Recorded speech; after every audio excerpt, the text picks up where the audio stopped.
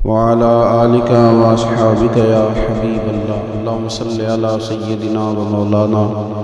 محمد معدن الجود والکرم وآلہ وصحبہ وبارک وسلم۔ حمد و صلاۃ کے بعد اللہ تبارک و تعالیٰ نے سورہ جمعہ کے اندر ارشاد فرمایا فَإِذَا قُضِيَتِ الصَّلَاةُ، فرمایا جب تم نماز ادا کر لو فَانْتَشِرُوا فِي الْأَرْضِ، تو زمین میں پھیل جاؤ، وَابْتَغُوا مِنْ فَضْلِ اللَّهِ، اور اللہ کا فضل تلاش کرو، یعنی تم رزق کی تلاش میں نکل جاؤ۔ جب تم نماز پڑھ لو فَإِذَا قُضِيَتِ الصَّلَاةُ، جب تم نماز ادا کر لو، تم نے نماز پڑھ لی، فارغ ہو گئے، اب اس طرح کرو کہ فَانْتَشِرُوا فِي الْأَرْضِ، زمین میں پھیل جاؤ، وَابْتَغُوا مِنْ فَضْلِ اللَّهِ، اور اللہ کا فضل تلاش کرو، یعنی رزق کی تلاش میں نکل جاؤ۔ مفسرین نے لکھا مراد رزق کی تلاش میں نکل جاؤ۔ وَاذْكُرُوا اللَّهَ، اور اللہ کا ذکر کرو، کثیرا لعلکم تفلحون، کثرت کے ساتھ اللہ کا ذکر کرو اس امید پر کہ تم کامیاب ہو جاؤ۔ رزق حلال کی جو تلاش ہے اور جو کوشش ہے، یہ اللہ تبارک و تعالیٰ نے نظام زندگی کے اندر ایک خوبصورت نظام رکھا ہے کہ ہم تھوڑا سا آگے بڑھیں گے، کوشش کریں گے، محنت کریں گے اور اللہ تعالیٰ ہمیں رزق حلال عطا فرمائے گا۔ یہ بات یاد رکھیے کہ اپنے بچوں کا پیٹ پالنے کے لیے، اپنے آپ کو سوال سے بچانے کے لیے، اپنے ماں باپ بہن بھائیوں کی کفالت کرنے کے لیے رزق حلال کی تلاش بڑا محبوب عمل ہے۔ ایک صورت میں صرف منع ہے کہ جب آپ صرف اور صرف تکبر کے لیے دولت جمع کر رہے ہیں، صرف دوسروں کے اوپر اپنی بڑائی ثابت کرنے کے لیے دولت جمع کر رہے ہوں، تب یہ منع ہے، ورنہ کوشش کر کے، محنت کر کے، جد و جہد کر کے رزق کمانا، رزق حلال کی طلب میں رہنا، یہ بڑا پسندیدہ اور محبوب عمل ہے دین کے اندر۔ ہمارے ہاں یہ ہوا ہے کہ کچھ عرصے سے ہم دیکھتے ہیں کہ محنت سے جی چرانے والے لوگوں کی تعداد بڑھتی جا رہی ہے۔ یہاں تو لوگ کسی کے طفیلی بن کے جینا چاہتے ہیں، کسی کے دستے نگر ہو کے جینا چاہتے ہیں معاذ۔ یہاں یہ رویہ ہو گیا ہے کہ محنت کرنی ہے لیکن کوئی شارٹ سا راستہ ملے اور جلدی سے ساری دولت جمع ہو جائے اور ہم فٹافٹ امیر ہو جائیں۔ آپ محنت کریں گے، جد و جہد کریں گے، کوشش کریں گے، یہی نظام بنایا جاتا ہے۔ اسی نظام کو رب رسول نے پسند فرمایا۔ نوجوان نسل یہ یاد رکھے کہ جب وہ حرکت کرے گی، جد و جہد کرے گی، کوشش کرے گی، ہمت کرے گی، اللہ تبارک و تعالیٰ نواز دے گا۔ لیکن اگر کوشش ہی چھوڑ دی جائے، محنت ہی چھوڑ دی جائے، طلب ہی چھوڑ دی جائے،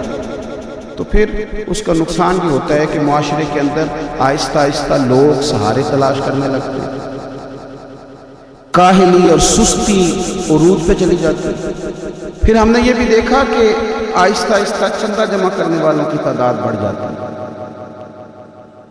مختلف ناموں پر، مختلف عنوانوں پر چندے جمع کیے جاتے ہیں۔ بھکاریوں کی لمبی فہرستیں ہیں،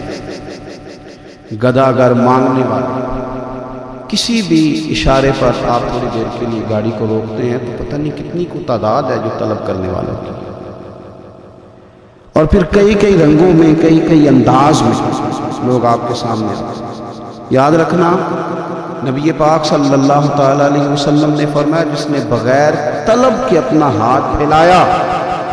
قیامت کے دن اسے سزا یہ ملے گی کہ جب رب کی بارگاہ میں آئے گا تو اس کے چہرے پہ گوشت نہیں ہوگا۔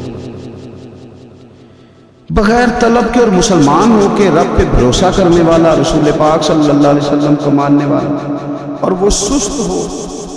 اور وہ کاہلی کی زندگی گزارے، آپ آگے بڑھیں، آپ کوشش کریں کہ مجھے کچھ حاصل کرنا، آپ بجائے اس کے کہ سہارا تلاش کریں، آپ سہارا بننے کی کوشش کریں۔ اور نوجوان نسل اپنے ذہن کے اندر یہ بات بٹھائے کہ اللہ تعالیٰ نے جوانی دی ہے، طاقت دی ہے، آپ تو کئیوں کا بوجھ اپنے کندھوں پہ رکھ کے سفر کریں، آپ بہت سارے لوگوں کے لیے سہارے کا باعث بنیں، آپ ایک ایسا درخت بنے کہ جس کی چھاؤں میں سینکڑوں لوگ بیٹھ سکیں، درجنوں لوگ نفع حاصل کر سکیں۔ آپ خوبصورت زندگی بنائیں، اپنے آپ کو آگے لے کر کے جانے کی کوشش کریں، اور اللہ تو بندے کے گمان کے قریب ہے۔ اس طرح کا انسان ذہن بناتا ہے، رب کریم اتنا ہی اس بندے پہ فضل کرتا ہے۔ اچھی امیدیں وابستہ کریں، خوب محنت کریں، خوب مطلب یہ کہ سست پڑنا، اٹھتا ہوں، چلتا ہوں، دیکھتا ہوں، کرتا ہوں، کوئی ہو ہی جائے گا، کوئی پہنچ ہی جائے گا، یہ کمزور لوگوں کی علامت ہے، یہ کمزور لوگوں کی۔ حضرت حسن بصری رحمۃ اللہ علیہ کی مثال دے کے بڑی بات کو خوبصورت کرتے ہیں۔ کہتے ہیں کہ نوجوان مجھے ملا تو کہنے لگا حضرت جی آج میں نے عجیب نظارہ دیکھا ہے کہ ایک شیر نے شکار کیا ہے ایک بکری کا، تو اس نے کافی سارا خود کھایا اور باقی منہ میں پکڑ کے ایک پہاڑی پہ چڑھا ہے، وہاں ایک نابینا لومڑی بیٹھی تھی، باقی کا اس نے اس کو کھلایا ہے شکار۔ تو میں سوچتا ہوں رب کریم تو بندہ نابینا بھی ہو، گھر میں بھی بیٹھا ہو تو اس کو رزق پہنچا ہی دیتا ہے۔ تو خواجہ حسن بصری رحمۃ اللہ علیہ مسکرا پڑے، کہنے لگے میاں تم نے لومڑی بننے کا پروگرام بنایا، شیر بننے کا کیوں نہیں بنایا؟ تم نے یہ ذہن بنایا کہ گھر میں نابینا بن کے بھی کوئی بیٹھ جائے تو روٹی پہنچ جاتی ہے، تو یہ ذہن کیوں نہیں بنایا کہ شیر بنتا ہوں، شکار کرتا ہوں، کھاتا بھی ہوں، کھلاتا بھی ہوں۔ جد و جہد کرے، محنت کرے، آگے بڑھے، ہمت کرے۔ میرے رسول کریم صلی اللہ تعالیٰ علیہ وآلہ وسلم کے صحابی حضرت سیدنا کعب رضی اللہ تعالیٰ عنہ ارشاد فرماتے ہیں کہ ایک شخص نبی پاک صلی اللہ علیہ وسلم کے سامنے سے گزرا، تو صحابہ کرام علیہم رضوان نے اس کی چستی دیکھ کر، بڑا چست نوجوان تھا، بڑا تیز چل رہا تھا، اس کی چستی دیکھ کے صحابہ نے کہا کاش اس کی چستی اللہ کے راستے میں ہوتی، یعنی عبادت میں لگا ہوا ہوتا یا جہاد میں لگا ہوا ہوتا، کاش اس کی چستی اللہ کے راستے میں ہوتی۔ تو نبی پاک صلی اللہ تعالیٰ علیہ وسلم نے فرمایا اگر یہ اپنے چھوٹے بچوں کی ضروریات پوری کرنے نکلا ہوا تو پھر بھی یہ اللہ کے راستے میں ہی ہے، اور فرمایا اگر یہ شخص اپنے بوڑھے والدین کی خدمت کے لیے نکلا ہوا ہے پھر بھی اللہ ہی کے راستے میں ہے، یعنی اگر رزق کما کے بچوں کا پیٹ پالتا ہے پھر بھی رب ہی کا راستہ ہے، اور اگر یہ رزق کما کے بوڑھے ماں باپ کی خدمت کرتا ہے تو یہ راستہ بھی اللہ ہی کا راستہ ہے۔ اور نبی پاک صلی اللہ تعالیٰ علیہ وسلم نے فرمایا اگر یہ اپنے آپ کو سوال سے بچانے کے لیے یہ کام کر رہا ہے، یعنی مجھے کسی کے آگے ہاتھ نہ پھیلانا پڑے، تو پھر بھی یہ اللہ ہی کے راستے میں ہے۔ ہاں اگر یہ ریاکاری کے طور پر، فخر کے طور پر یہ کام کر رہا ہے تو پھر یہ شیطان کی راہ ہے۔ اگر صرف اس لیے مال جمع کر رہا ہے کہ میں ذرا لوگوں کو پتہ چل جائے بڑا مالدار ہوں، میرا بعض لوگوں کے اوپر ذہن ہوتا ہے نا آگے بڑھنے کا، شوق ہوتا ہے بلا وجہ چیزوں کو جمع کرنے کا، فخر بتانے کا، ریاکاری کرنے کا، فرمایا اگر ریاکاری کے ارادے سے ہے پھر یہ شیطان کے راستے میں ہے، اور اگر یہ